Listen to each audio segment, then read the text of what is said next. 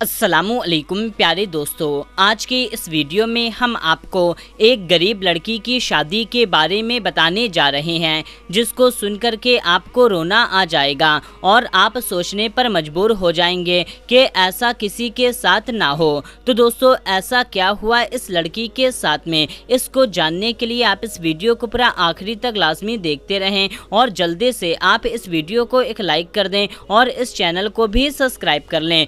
मेरे प्यारे दोस्तों, एक गांव में उमर भाई थे। इनकी सिर्फ एक औलाद थी। इनकी लड़की थी जिसका नाम खतीजा था। बचपन में ही इसकी मां का इंतकाल हो गया था। खतीजा की परवरिश इसके वालिद ने किया था। खतीजा बहुत ही ज़्यादा खूबसूरत, हसीन और जमील थी। इसकी छोटी उम्र से ही इसके लिए शादी के लिए बहुत रिश्ते आते थे, लेकिन इसके वालिद उमर भाई सबसे यही कहते थे, मेरी बेटी अभी बहुत छोटी है, जब 20 साल की होगी तभी इसकी शादी करेंगे। बाप दिन भर भट्टे में ईंट बनाने का काम करता। रात में जब घर आता तो खतीजा खाना बना करके तैयार रखती। ऐसे ही इनके दिन गुजरने लगे।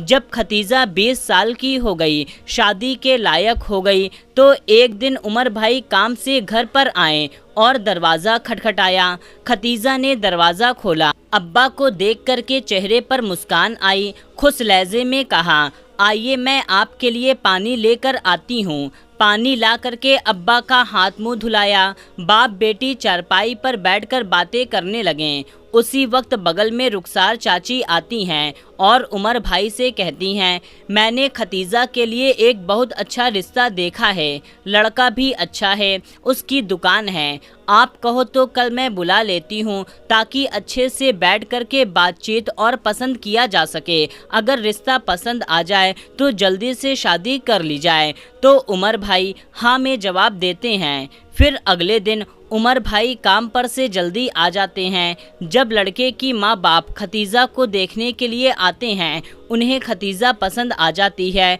फिर उमर भाई भी लड़के को देखने के लिए जाते हैं। उनको भी लड़का पसंद आ जाता है। लड़के का नाम उबैद होता है। खतीजा और उबैद का रिश्ता पक्का हो जाता है।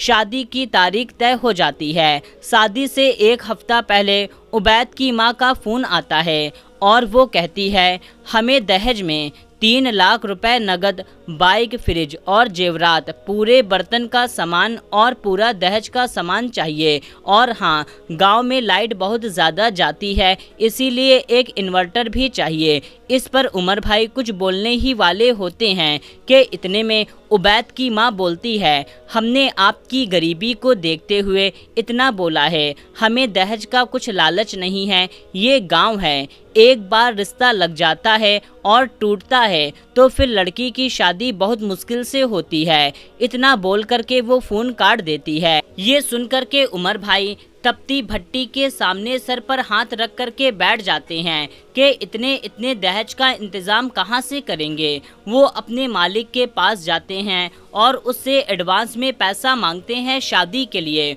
उनका मालिक बहुत अच्छा होता है। उनके इस हालत को देखते हुए उनको पैसे दे देता है। फिर वो जैसे तैसे अपना खेत बेच करके सारे दहेज का सामान उनके मुताबिक खरीद लेते हैं। फिर बारात का दिन आ जाता है। 300 आदमियों के साथ में बारात आती है, लेकिन उबैद और उसके माँ बाप का मुंह फूल जाता है, क्योंकि उनको दहेज में इन्वर्टर नहीं मिला होता है। लेकिन जैसे तैसे निकाह हो जाता है। विदाई जब घर पहुंच चुकी होती है, पहली रात में उबैद गुस्से में आता है अपने कमरे में और खतीजा पर चिल्लाते हुए कहता है, अगर तेरे बाप ने इन्वर्टर दिया होता तो आज हम इस गर्मी को नहीं झेल रहे होते। देख कितना पसीना आ रहा है, कितनी ज़्यादा गर्मी लग रही है। इतने पर खतीजा रोने लगती है और उबैद पलंग पर लेट जाता है और खतीजा से कहता है, ये लो पंखा, इतनी गर्मी में मुझे जब तक मैं सो ना जाऊं तब तक इसको झड़ती रहना। एक काम करो, तुम मेरा पैर भी दबाती रहना। खतीजा शादी के जोड़े में हाथों में मेहंदी लगाए हुए, आंख में आंसू लिए हुए, एक हाथ से पैर दबाती है और एक हाथ से पंखा झड़ती है। सारी रात ऐसे ही बीत जाती है।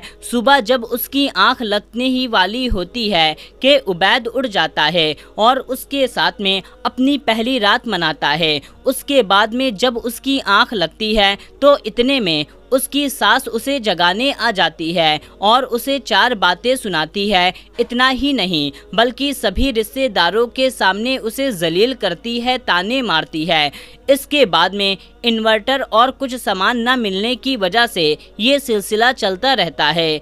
इन लोगों ने खतीजा से शादी सिर्फ दहेज पाने के लिए और नौकरानी बनाने के लिए ही किया था, क्योंकि उबैद पहले से ही शादीशुदा था और इसके 2 बच्चे भी थे। जब ये बात खतीजा को मालूम चलती है तो वो एकदम परेशान हो जाती है और अपने बाप से बात करने के लिए बहुत परेशान रहती है, लेकिन उसके ससुराल वाले उसे बात नहीं करने देते। उससे दिन रात घर का काम करवाते हैं और छोटी सी भी गलती पर उसको बहुत मारते पीटते हैं।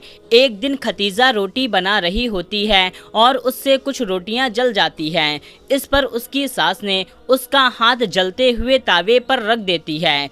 खतीजा चीखती चिल्लाती है और रो रो करके माफ़ी मांगती है, पर उसकी सास को उस पर रहम नहीं आता। एक दिन क्या होता है कि जब खतीजा रात में सोने के लिए ही जाती है कि ऐसे ही उबैद आ जाता है और उसको लात से ठोकर मारते हुए उससे कहता है, चल सारी रात मेरा पैर दबा, आज मैंने बहुत काम किया है, मैं बहुत थक गया हूँ। इस पर खतीजा बैठ करके सारी रात उसका पैर दबाती है और पंखा झड़ती रहती है। एक दिन खतीजा को उबैद का मोबाइल मिल जाता है और वो फ़ौरन मोबाइल लेकर के बाथरूम में चली जाती है और फ़ौरन अपने अब्बा को फ़ोन लगाती है। अपने अब्बा को रो करके सारा वाक़या बताती है कि उसके साथ में क्या हुआ और उबैद से पहले से ही शादीशुदा है। ये सुनते ही उसके बाप के पैरों के नीचे से ज़मीन खिसक जाती है और वो आग बबूला हो जाता है। इतना ही सुनना था। फिर उसके बाद में उबैद भाई अपने मालिक के पास जाते हैं और उसको सारी बात बताते हैं। अपने मालिक को साथ में लेते हैं और गांव के सरपंच को साथ में लेते हैं और पुलिस वाले को साथ में ले करके खतीजा के ससुराल पहुंच जाते हैं, यानी कि उबैद के घर पहुंच जाते हैं। फिर उसके बाद में उनके नाम पर रिपोर्ट लिखवाते हैं, जिस पर पुलिस उबैद और उसकी मां को गिरफ्तार कर लेती है और उन पर मुकदमा चला देती है, जिससे उबैद और उसकी मां को जेल हो जाती है। और फिर कुछ अरसे के बाद ही उमर भाई अपनी बेटी खतीजा की शादी दूसरी जगह पर एक अच्छे घराने में कर देते हैं, जहां पर उनको 1 रुपए का भी दहेज नहीं देना पड़ता। तो मेरे प्यारे दोस्तों, ये थी आज की कहानी। इस कहानी से एक सबक सीख ये मिलती है कि कहीं पर कोई भी अगर दहेज की डिमांड या पैसे की डिमांड करे तो उस जगह पर शादी हरगिज़ नहीं करनी चाहिए। तो मेरे प्यारे दोस्तों, ये कहानी आपको कैसी लगी कमेंट करके हमें ज़रूर बताएं और इस वीडियो को जितना ज़्यादा हो सके उतना ज़्यादा और भी लोगों तक शेयर कर दीजिए। तो दोस्तों, मिलते हैं तब तक के लिए अस्सलामु अलैकुम, अल्लाह हाफिज़।